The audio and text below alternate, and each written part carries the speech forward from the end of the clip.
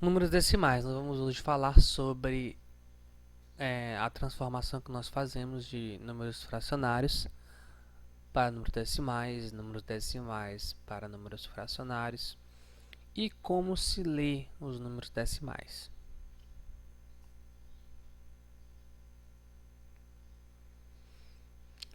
Você tem o número 5,7. A primeira coisa que você tem a entender aqui é que esse número é dividido em três partes. Tem o 5, tem a vírgula e tem o 7. Vamos entender. A vírgula aqui, ela separa quem é inteiro e quem é decimal. Na minha tela, na minha esquerda, aqui são os números inteiros. E na minha direita são os números decimais. Né? Decimais. E aqui no meio é a vírgula, que é o que separa tudo. Vírgula.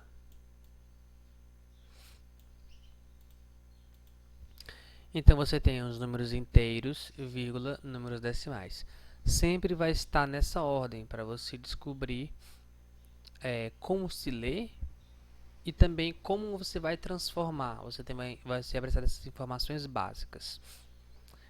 Por exemplo, esse 5, então você vai ler 5 inteiros.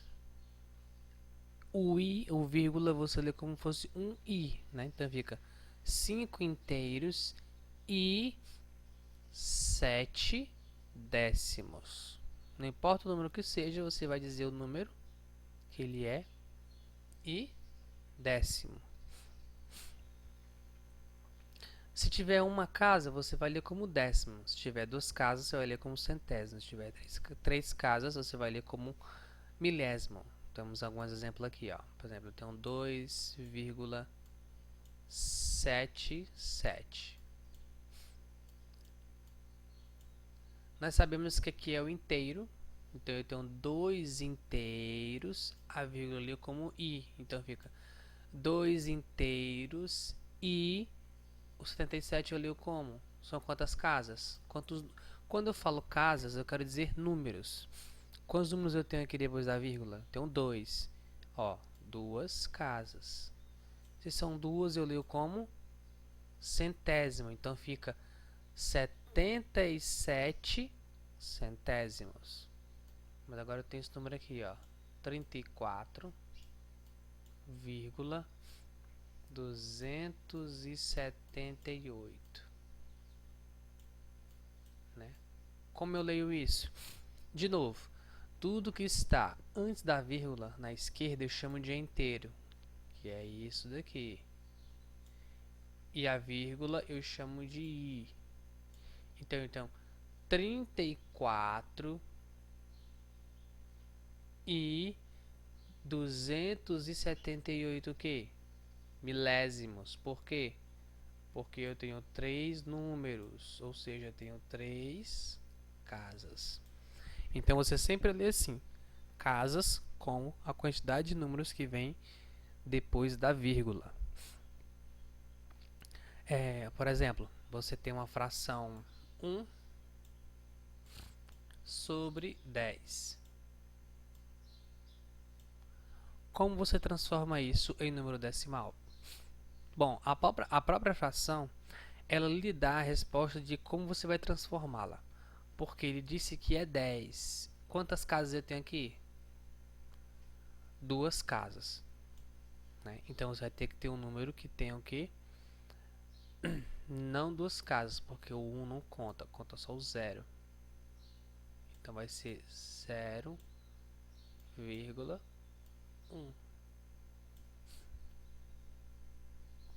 Outro exemplo, você tem a fração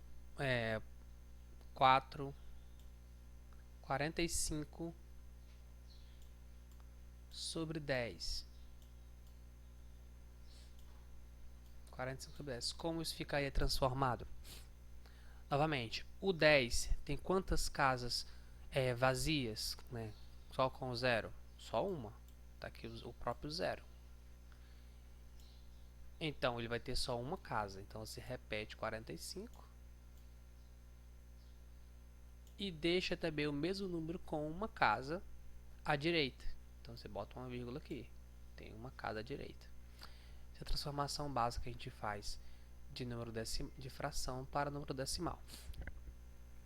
Mas por enquanto isso não é importante. Vamos explicar isso depois quando a gente estudar as bases de 10, 100 e 1000 na transformação de número decimal para frações. O importante agora é vocês conseguirem comparar os números decimais. Por exemplo, você tem 4,2, tem 4,20, tem 4,02, tem 4,22 e tem 4,23 e 4,002.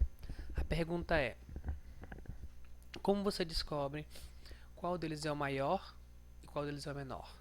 Primeiro que você vai fazer é comparar aqui o número inteiro deles, que é o que fica antes da vírgula. Todos possuem o mesmo número, então não tem como você descobrir pelo primeiro número, porque todos possuem 4. Se algum deles tivesse um 3, um 2, um número, qualquer outro número sem ser o 4, você saberia se ele era maior ou se ele seria menor.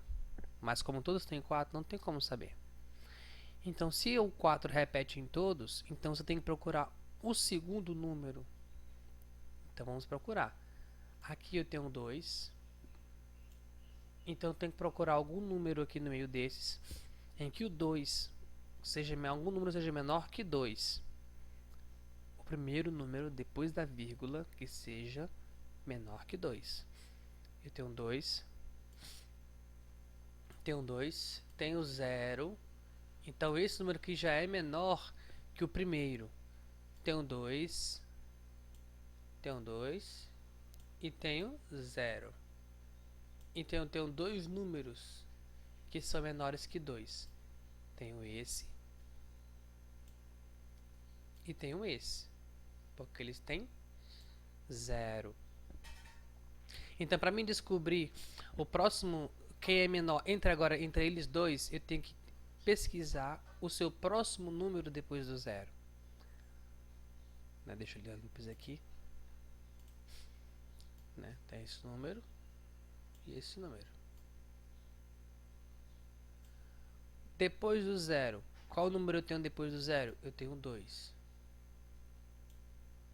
Então, eu tenho que procurar aqui na minha lista o próximo número depois do 0 que seja menor que 2. Vamos lá. Eu tenho 0 e tenho 0. Olha, 0 é menor que 2. Então, esse aqui é o meu menor número da lista. Esse aqui é o menor. Seguido desse, depois você procura o restante. Então, na minha ordem ficaria 4,002 é menor que 4,02, que é menor que 4,2, que é menor, e aí vai, até encontrar todos que são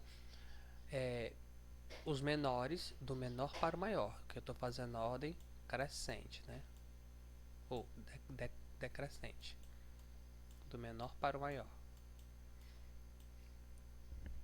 E assim você descobre por comparação os números decimais que são maiores e que são menores.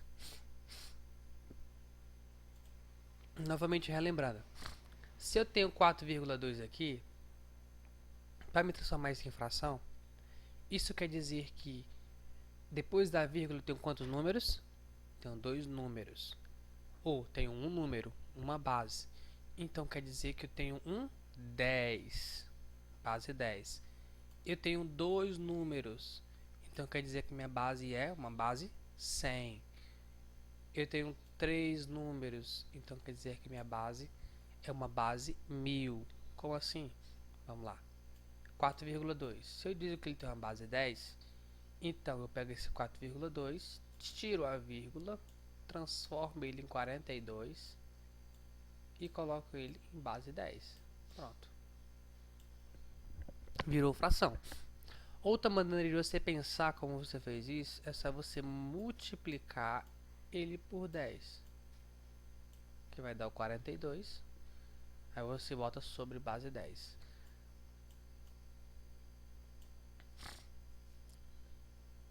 Quatro vírgula 20.